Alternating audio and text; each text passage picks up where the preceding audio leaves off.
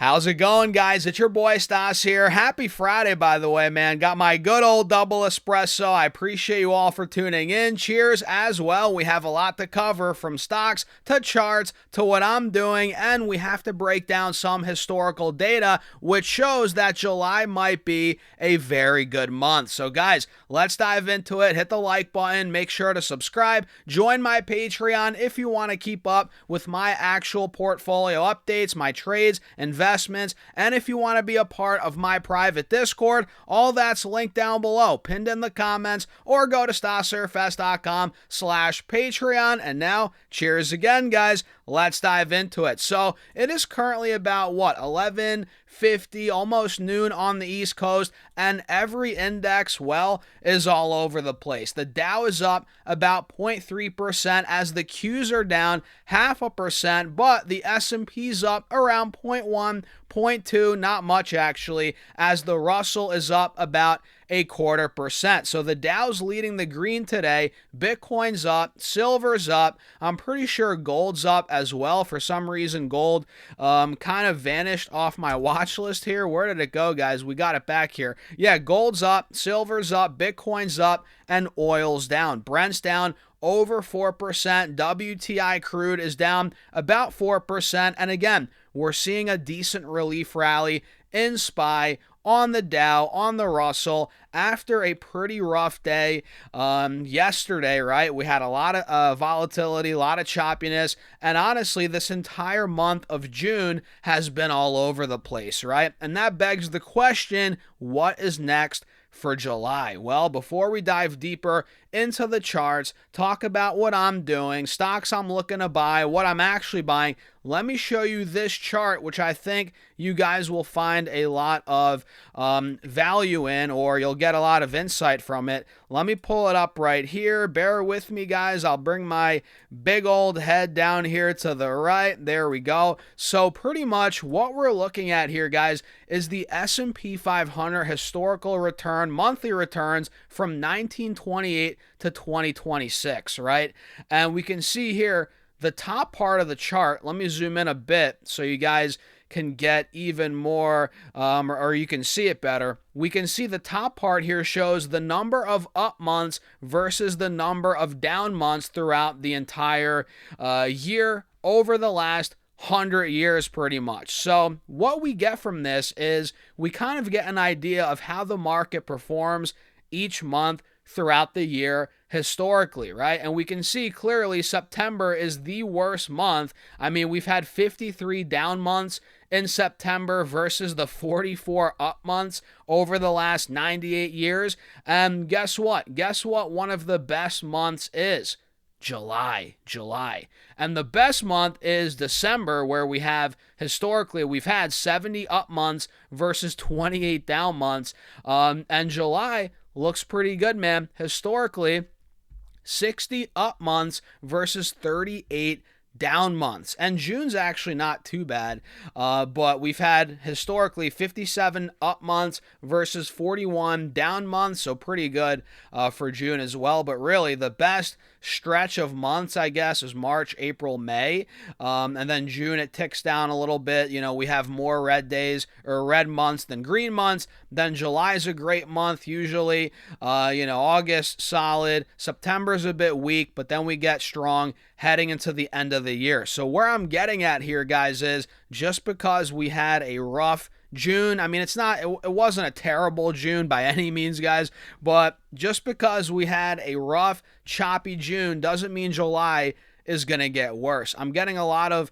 comments, a lot of the narratives like, oh, get out of stocks now, July's going to be a bloodbath. This kind of disproves that. And look, it could still be a rough month of July, don't get me wrong, but more times than not, July, we have an up month in the S&P 500, and this data right here shows you guys exactly that. And if we come down a little bit more, this is interesting as well. This shows you the average percentage increase of up months and the average percentage decrease of down months over the last 98 years. And look at July. When we have up months, the average percentage increase is 4.83%, and that's actually the best month out of the entire year, right? On the up months, right? Look at that, 4.83% in July, and the second best month when we get up months over the last 98 years has been what? Let's see here, guys. The second best month is April. So, and that's at 4.31%. So July is a very good month, especially when we have green. If it's a green month, it's a very good month, according to history, right? Almost a 5% average increase on the up months when we have an up month in July. That is insane. And look at this. It gets even better. Are you guys ready for this? The last part of this chart on the bottom here, can you guys even see it? We'll roll with it.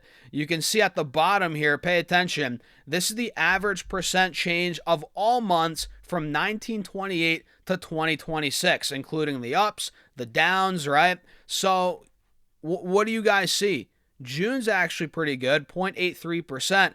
But July is double that, 1.71%, and it's the best month. The average percent change of all months, the ups, the downs, July is the best month at 1.71%. So what does that tell you? Odds are we're in store for a pretty good month coming here in July. That's what the odds are telling us, man. And again, September's rough. 1.1% down is the average for September. So usually September's rough. But man, if you think July is going to be bad, if you think August is going to be bad, think again. These months are actually pretty good for stocks, particularly July. So I figured let me show you guys that, as we are seeing a lot of uncertainty in the market right now. A lot of people are, I don't want to say panicking by any means, but we did have a little, and look, June's not done yet, but we have had a decently choppy month of June. Retail investors are, a little shaky right now. Listen, July, odds are we're going to have a very good month. And there was a stat from Tom Lee. I posted it in my Discord. Let me see if I can find it very quickly. Tom Lee posted a stat about semiconductors. Let's see if I can even find it here, guys. Give me a second. I probably should have had this pulled up, but I think I posted it in my Discord last night, or was it 2 days ago? No, that was last night, right? I'm trying to see if I could find it. Where the heck is it here, guys? Oh, here it is. So Tom Lee pretty much said he ran a back test on semiconductors. He said the semiconductor index has fallen 6% or more, or rather, when the semiconductor index has fallen 6% or more in a single day, 17 times historically that's happened, right? And 88% of those instances, the index the index actually was higher 1 month later, right? With a median gain of 12%. Let me say that again.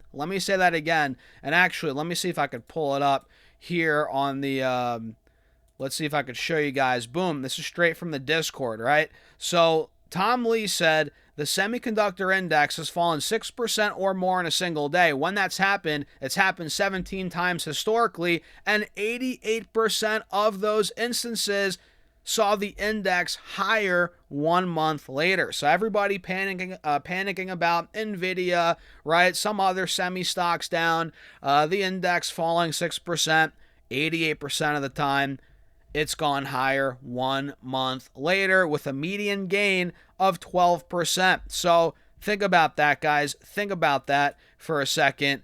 Yeah, I think we're in decent shape right now for the market. I don't think we're in a recession. I don't think anything crazy is happening in the market. I just think we're seeing a drawdown. And that's been the case this entire month. I mean, look, SPY opened up the month at 760. Now we're at 735. Percentage-wise, SPY is down about 3.3%, okay? So it looks like June, we had a down month this year. It happens, right? But I think it's setting us up for a green month in July. And we can see the Qs are down almost 5% from the highs from earlier this month.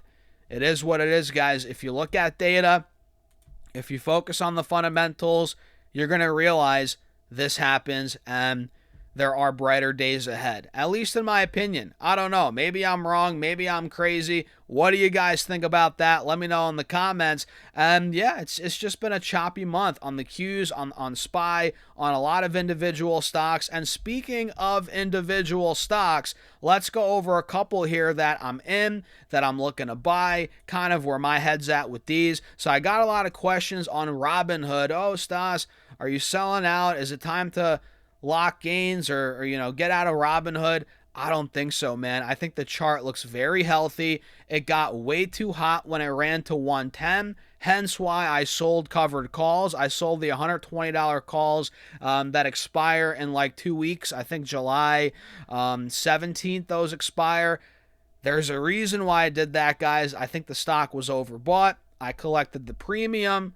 And I'm happy I did that because we then pulled back to about $90, $92. Now we're up almost 5% on the day. We're pushing $98 a share, and the uptrend's maintaining. I think, honestly, this will be on a $100 stock again very soon here. It's about to break through, maybe even later today, honestly. But at some point next week, I can see it. Chart looks great on Robinhood. Palantir, which you guys know I've been buying the last couple of days. It's starting to see the relief rally that we've been talking about. Palantir is up over 5% on the day. We're trading at $113 after hitting 105 yesterday, and I bought some shares at 117, bought some more yesterday at 109. I think my average cost in my Patreon portfolio, which I'm looking at it as a trade in that portfolio. In my other private account, I'm in at $20 a share. That's a long-term investment. But in my trading account, I'm in at about 115 average cost. And I think honestly, this relief rally could have legs, maybe to 125, 130, which is where I'm looking to lock in some profits. So Palantir is rebounding pretty nicely today, guys. What else is moving? I mean, look, we're actually getting a software rebound today. This is what I've talked about before, right? There are times where we see software stocks get bludgeoned. They're down for weeks, for days in a row. Then we get the opposite. They get these crazy runs, and I think this could be the start of that. Again, with Palantir moving, we have stocks like ServiceNow up 8%, which I think is way oversold. It could have a lot more to go. Microsoft is up today about 4.5%, 5%, which is also pretty oversold. Stocks like CRM, although I'm not the biggest fan of CRM, this one's up around 5%, starting to move. So I think we're due for a relief rally on these stocks. And nothing crazy. I'm not saying the downtrends are going to break, but relief rallies within the downtrend. And for me, I have exposure really to Palantir and Toast at this point, which, by the way, Toast is up 4%. And we have a little cup and handle here on Toast. But again, these are all within a downtrend still. Toast is still downtrending, so I'm not getting too excited about it yet. I'm just holding on tight, man. I am just holding on tight as, let's see, Coherence down, NBIS is down. A lot of these, I guess, chip AI stocks are down. But again, you saw that stat. You saw that stat from Tom Lee. I think we're going to be higher a month from now. Maybe not on all the individual stocks, but the semi index as a whole, I think will do well. Look, Coherence down 7%. NBIS is down to about 238. It's down 7%, and honestly, this is looking pretty good chart-wise. We got a nice rebound on NBIS a couple days ago, where it went from 250 to like 300 in the same day. Obviously, that was a day trading opportunity. Now it's back down, and I think if we come down a little more, low 220s, high 220s, man, this could be a very interesting addition for a swing trade, in my opinion. In my opinion, guys, you got to do your own research. So with that being said, man, that's it. Let me know your thoughts in the comments. Hit the like button. Make sure to subscribe. Let me know your thoughts for what's coming in July. And check out the link in my bio if you want to be a part of my Patreon, right? I post all my moves in real time, my trades, investments, my options trades, and you have access to my private Discord through Patreon, where we're active all day talking stocks. I'm taking your questions. We're going back and forth. So if you want to be a part of it, guys, check it out. Link down below, pinned in the comments, or go to stocksurfest.com/Patreon. And now, with that being said, cheers. I'll see you guys in the next video.